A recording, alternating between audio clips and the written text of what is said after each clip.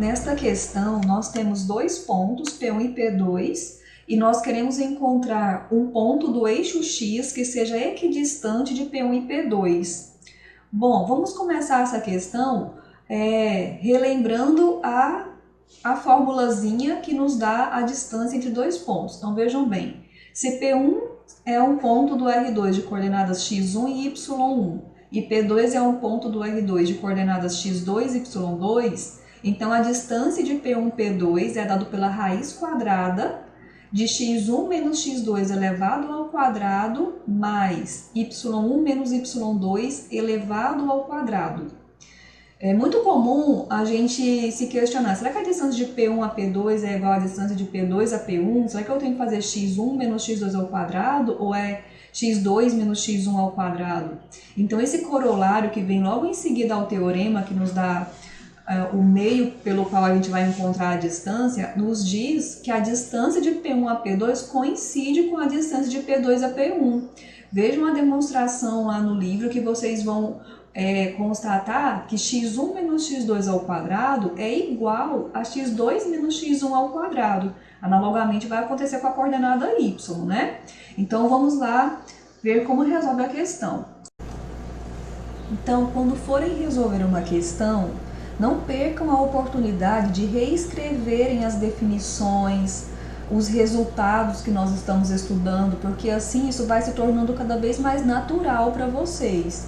Então aqui nós já colocamos que nós vamos precisar da distância entre o A e o B, colocamos aqui a fórmula que nós vamos utilizar e nós sabemos que, aqui eu escrevi hipótese do exercício. Hipótese é o que é verdadeiro, é o que você pode utilizar, que foi fornecido na questão. E o que você quer chegar, se fosse uma questão de demonstração, por exemplo, aquilo que você quer mostrar, a gente chama de tese. Aí a gente usa a hipótese para chegar na tese, né? Aqui nós temos a hipótese que nós vamos utilizar para encontrar essa coordenada x, tá bem? Então, olha só. Nós sabemos a informação que distância de P a P1 é igual a distância de P a P2. E nós vamos utilizar a definição, né? Então, nós temos a distância de P para P1. Então, nós vamos usar as coordenadas. As coordenadas de P são x0 e as coordenadas de P1 são menos 0,5, a de P1 são menos 0,5 e menos 2. Então, nós vamos ter, x menos x1 menos x2. Então, x menos, bota dentro do parêntese, porque esse menos inicial aqui é da fórmula, tá? E esse menos aqui é do sinal da coordenada. Então, você dentro do parêntese, antes de elevar ao quadrado, vai ter um joguinho de sinal. Então, menos vezes menos, vai ficar mais. Então, aqui, ficou x mais... Todos os números decimais, pessoal, é aconselhável vocês escreverem em forma de frações, para que vocês não fiquem fazendo arredondamentos durante a questão e quando chegar ao final você vai ter uma margem de erro muito maior. Se você ficar desprezando casas decimais. Então, nós colocamos aqui uma fração. Então, ficou x mais 1 sobre 2. Notem aqui essa forma que a gente escreveu o segundo membro, é só uma opção para que você... uma opção a raiz quadrada, olha só. Elevar a meio é a mesma coisa de colocar a raiz quadrada. Então, você colocou aqui, o segundo membro da equação. P tem as coordenadas x0 e o P2 tem as coordenadas 3,2,5, 2,5.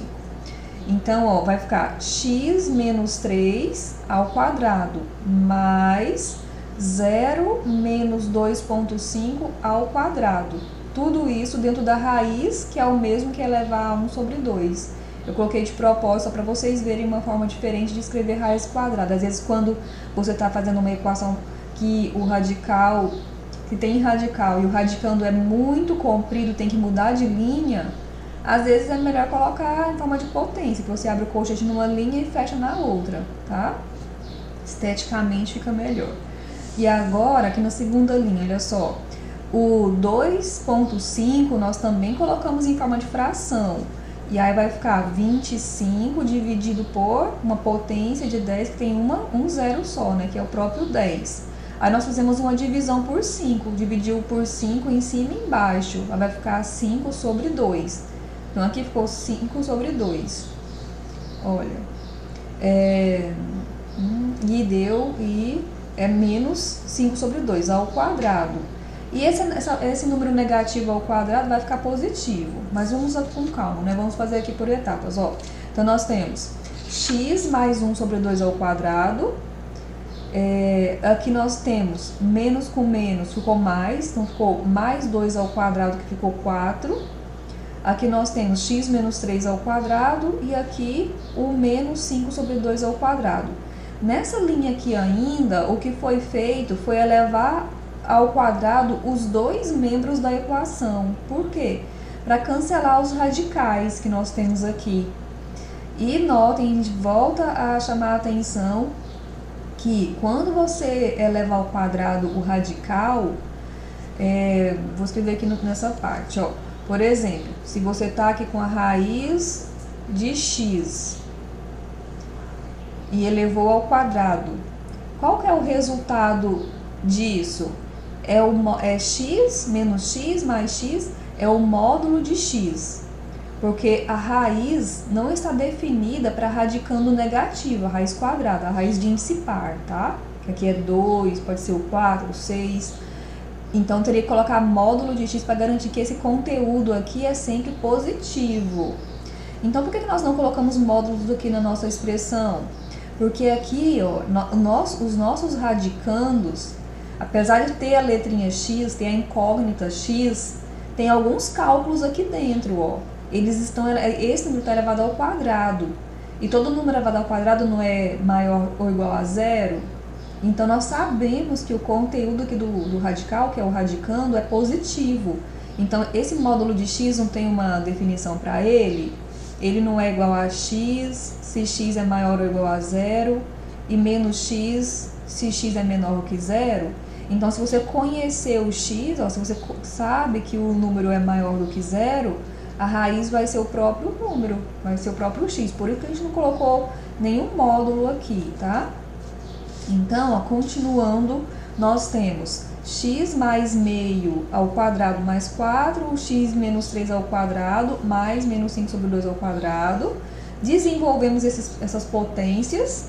Você esqueceu a formulazinha do produto notável, que é o a mais b ou a menos b ao quadrado. A mais b ao quadrado é a ao quadrado mais 2ab mais b ao quadrado. Você pode fazer a multiplicação de a mais b por a mais b aplicando a propriedade distributiva, que você vai chegar no mesmo resultado, tá? Então, não vão errar por causa disso, certo? A matemática, ela tem muitos caminhos para você chegar no mesmo resultado. Então, não é uma simples decoração.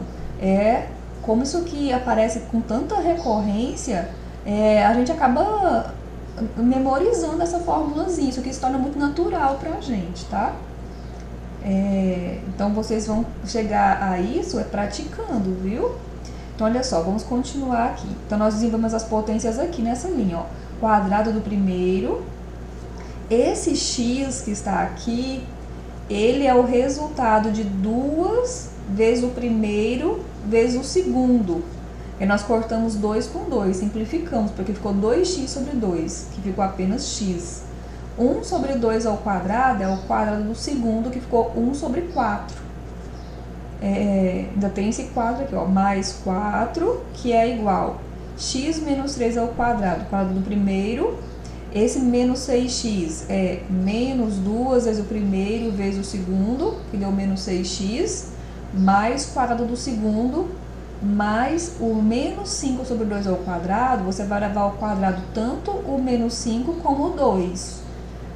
Ou tanto o 5 como o 2 e também o menos. Menos ao quadrado vai ficar mais, ou seja, potência negativa elevada a expoente par, o resultado é sempre positivo. Então, ficou 25 sobre 4. Bom, nesse ponto aqui nós vamos agrupar as incógnitas, que é quem nós queremos encontrar, né? Então nós temos aqui, ó, nós cancelamos x ao quadrado com x ao quadrado, porque quando o x quadrado passa para o primeiro membro aqui, vem com sinal negativo, então já era. Então vai ficar aqui x, esse menos 6x veio para o primeiro membro, então veio com a operação inversa, ou seja, veio positivo. Agora nós temos aqui 9 mais 25 sobre 4, e esse 1/4 que era do primeiro membro veio para o segundo membro, ó, com sinal negativo, e o 4 também. Fazendo as operações com os números, nós vamos aqui tirar o mínimo múltiplo comum, que é 4. Fizemos todas as continhas e encontramos 44 sobre 4, que é 11. Então, nós temos 7x é igual a 11, então o x é 11 sobre 7.